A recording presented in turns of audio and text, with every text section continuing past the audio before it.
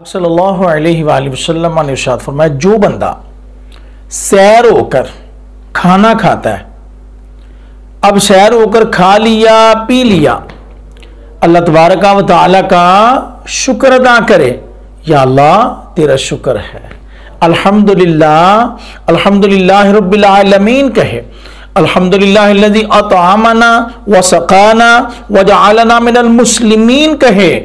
यानी कि अल्लाह तबारक व तआला का शुक्र अदा करना है।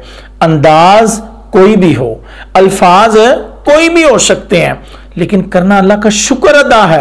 रसूल पाक सल्लल्लाहु अलैहि वसल्लम फरमा रहे हैं, जिस शख्स ने सैर होकर खाना खाया, अब सैर होकर खाना खा लिया, अल्लाह तबारक व तआला का शुक्र अदा करे, अल्लाह तबारक व तआला उसे रोजेदार जितना सवाब अता फरमाता है।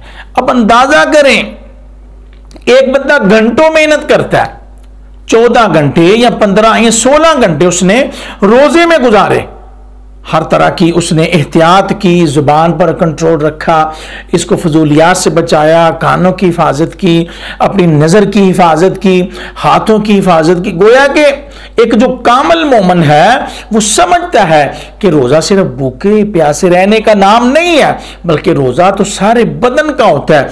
सारे बदन को अल्लाह उसके रसूल की फरमाबरदारी में गुजारना, ये रोज़ा है। अब एक बंदा 14 घंटे मेहनत करता है, उसको रोजे का सवाब है, और एक बंदे ने खाना खा लिया, खाना खा के सैर होकर खाया, फिर रज के खाया, पेट भर कर खाया, अब खाने के बाद कहे, या अल्लाह तेरा शुक्र है, तूने हमें खिलाया है पिलाया है, अल्हम्दुलिल्लाह, या अल्लाह तेरा शुक्र है, अल्हम्दुलिल्लाह रब्बिल आलमीन, अल्हम्दुलिल्लाहिल्लज़ी अतअमना व सक़ाना व जअलना मिनल मुस्लिमीन कहे। यानी कि अल्लाह तबारक व तआला की इन अल्फाज में शुक्रिया अदा करे, कितना बड़ा अजर है।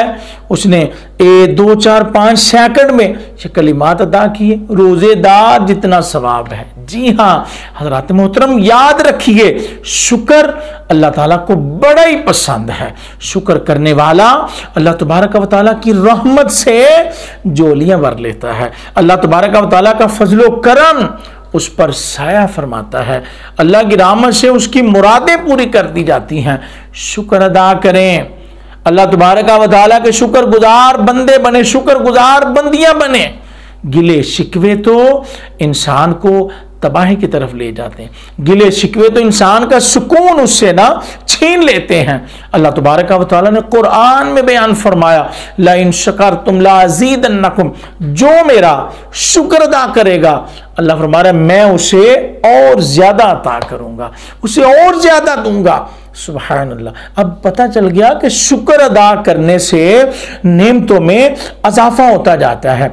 अल्लाह तबारक व तआला उस नेमत में, उस फजलो करम में जो उसने बहारें अता की हैं, अल्लाह उनमें और ज्यादा अजाफा फरमा देता है। तो आए शुक्र को अपना लाजमी अमल बना लें। अल्लाह तबारक व तआला को शुक्र बड़ा ही पसंद है। देखें ना, अल्लाह ने जो भी नेमतें दी हैं, माल दिया, औलाद दी, अच्छा कारोबार दिया, अच्छा मकान दिया, जो भी उसने नेमतें दी हैं अल्हम्दुलिल्लाह अल्लाह ही ने दी हैं।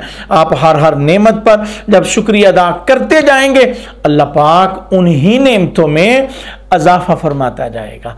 औलाद में बरकत हो जाएगी, माल में बरकत हो जाएगी, रिज़्क़ में बरकत हो जाएगी, उम्र में बरकत हो जाएगी, सेहत में बरकत हो जाएगी। तो आए, आज बड़े लोग नाशुक्री करते हैं और उनके दामन तंग हो जाते हैं, आई नेमतें भी चली जाती हैं। शुक्र अदा करें, हर वक्त अल्लाह का शुक्रिया अदा करते रहें, अल्लाह तबारक व तआला मेहरबानी फरमाता जाएगा। तो शुक्र करने वाले का आप जरा उसकी तबीयत का, उसके माहौल का अंदाजा देखें क्या है।